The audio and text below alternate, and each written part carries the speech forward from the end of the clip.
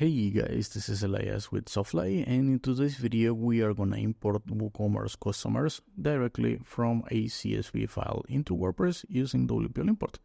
Now guys, to get started we need our files, so I'm gonna upload that directly from my computer, but you can also choose to download that from an URL or FTP, or even use an existing file from a previous import. Now, like I said before, I'm gonna click on this button, and here is our file. Now, our file today has first and last names. It has username, email, password, and then we have the billing and shipping information. Now, this is a very basic import with fake data, just so you are not worried about all of these emails, right? And since you have already seen what we're going to import, let's just get on with that by finishing the upload of this file. Now, once we're done, we're gonna need to choose between creating new items or updating existing items. Now, this is pretty much self-explanatory, but you can also create new items using the existing items import, right? It's just that you can't update existing items using the new items import unless it's from the same import. And we're gonna get there, but let's just move on with this by selecting what we're gonna import in this video, which is WooCommerce Customers. Now we're gonna create new WooCommerce Customers for each record in our data file. So I'm gonna continue to step 2. Now here in step 2 is basically a review step where we need to double check that our import file is looking good, that we're gonna import the data we want to import and whatnot. So in this case, we have 1000 rows, which means 1000 customers to be imported. And these are the columns right here, right? You can see first, last name, username, email, password, and whatnot. And all of these are gonna be the rows in that file. Now guys, if there comes a time where you don't want to import all of the records in your file, but you only want to import some of them, you can filter whatever you want to import and whatever you don't, right here in the filtering options. So say for instance that you only want to import the customers that are from the state of New York. Well, you just open this pull down and select billing state equals New York, right? Add this rule, and again we have here 1000 customers, and if we apply this filter, now we have 43, right? So that's pretty cool. Now, guys, in this video, we're just gonna roll with all 1000 customers, but if you wanted to maybe add more rules here, so for instance, if you also want to import the customers from the state of Florida, well, just add another rule here, right? Florida, and add the rule and set the condition to either and or, and apply the filters, right? And now we have 140 records to be imported. So you know what, let's actually roll with this. Let's import these 140 customers, and again, you can play around with this, and as you can see, we have here this expat expression, which, I mean, if you know what expat is and how it works, you can absolutely build here your own custom expressions. But if you don't, just don't worry about it and ignore this and just work with our UI, and it will work exactly the same. Now I'm gonna click continue to step 3, and here is our import template. Now, as you can see, it's very simple. You have here these fields, and you just need to drag and drop the values from this right panel into the fields you want those elements to go. Now, for instance, here for the first name, I want, well, the first name, right? But you can also use here the last name, or use here multiple ones and maybe put here the first name, because why not, right? I mean, WPL import won't limit you to use a specific element into a specific field or wherever.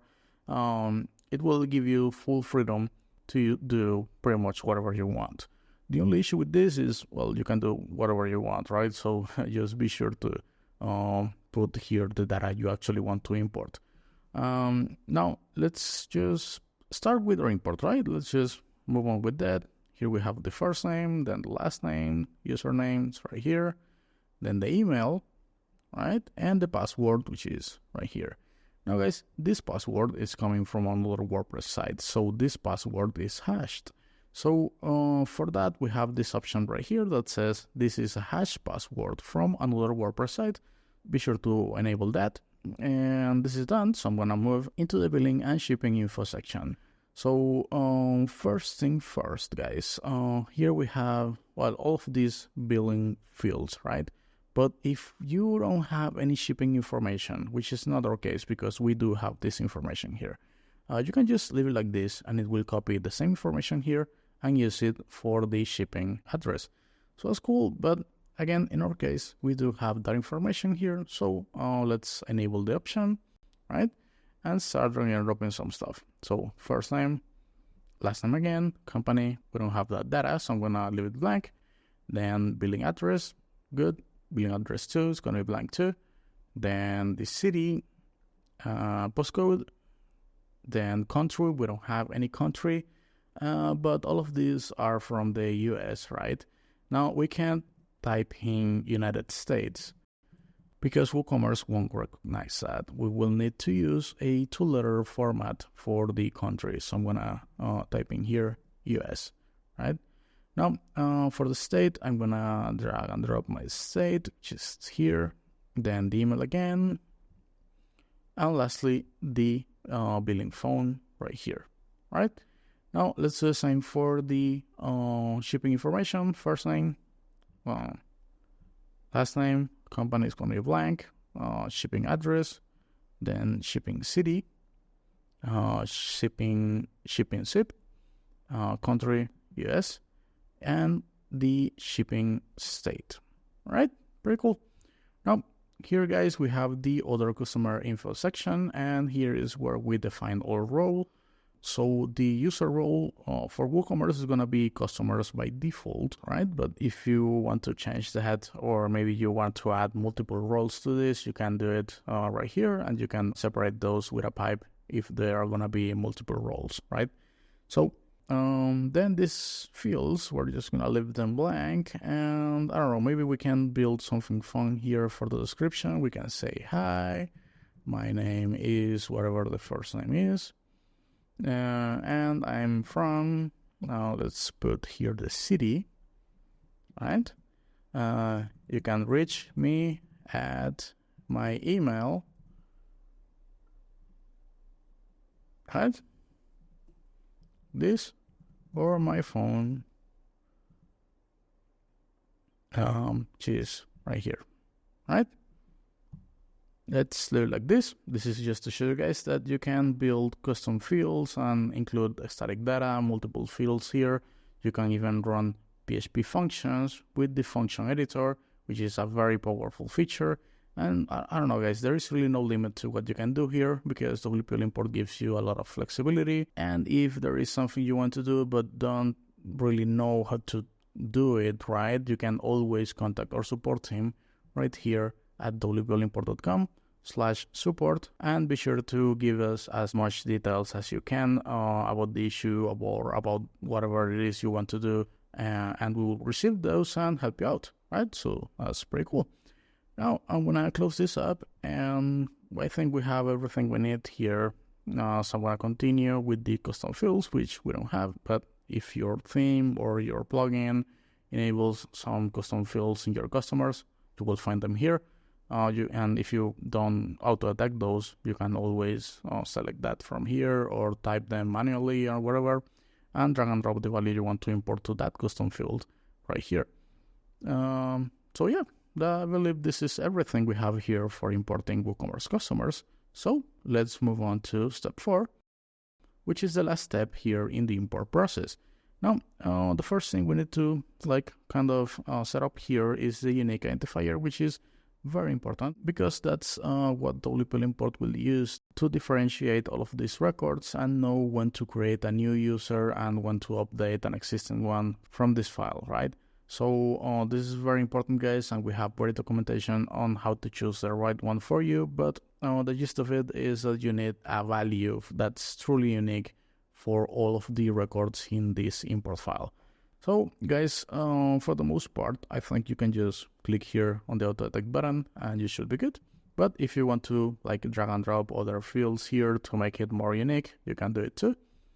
And here we have some other options for when you need to rerun this import, right? So if maybe you're importing this on a daily basis, but you don't want to create new records because maybe you delete some of the customers just because, and you want to keep updating all of the customers that exist, but you don't want to create new ones, you can just disable this option. And I mean, all of these other ones are very much self-explanatory, so if you read them, you will know what they do. But I mean, that's basically what this first one does. The second one is very similar. It's just about updating existing customers with the changed data in this import file.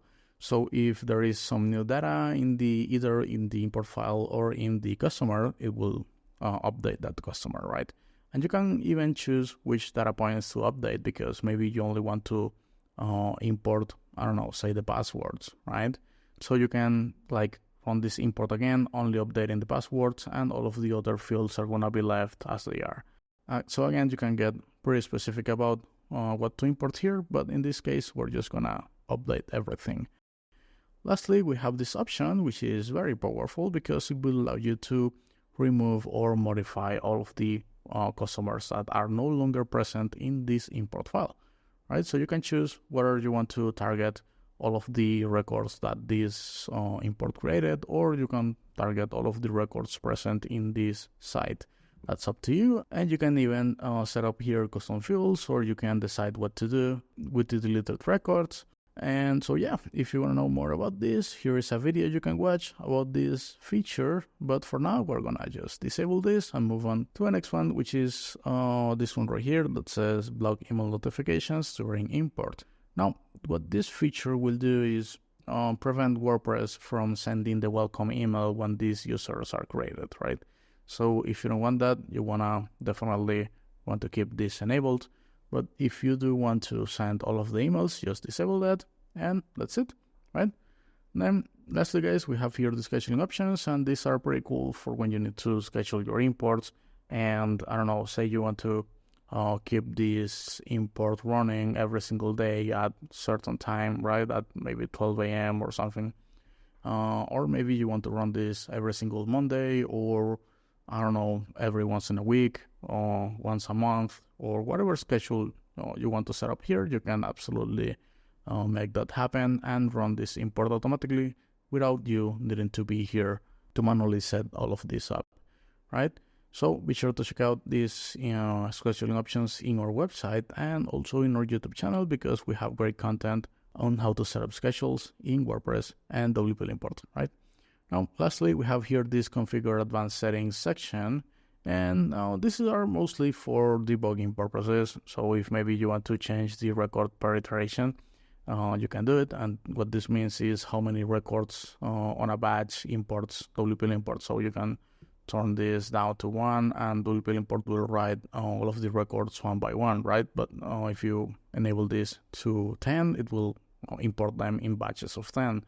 The default is 20, so for the most part you won't change this, but if you're experiencing some issues, you will probably go here and you can split the file into chunks, right? You can even disable the do action calls in the import, and this is again just one thing that you can do, but for the most part you will just ignore this, right? Now guys, I think we're gonna just continue with this import, this brief summary. So yeah, let's just continue here, and this will be fairly quick because we don't have that much data. So we'll just give it a few seconds while it runs, and there you go, right? We have imported our 140 customers.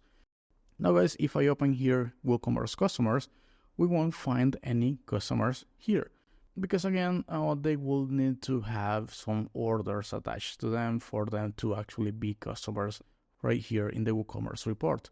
Now, if you want to know how to import orders into WordPress and assign those orders to existing customers, we have other videos you will definitely want to check. For now, let's just check out here in the user section. And as you can see, we have 141 users. Now, all of that are one administrator, which is me with the Softfly account, and 140 customers, which is what we wanted. Now, let's open one of these. And as you can see, we have all of the basic information here. We even have the custom field we built, which is pretty cool. It's looking really good. And right here we have the billing and shipping information, right? So there you have it, guys. It's that easy to import WooCommerce customers from a CSV file to WordPress using WPL import.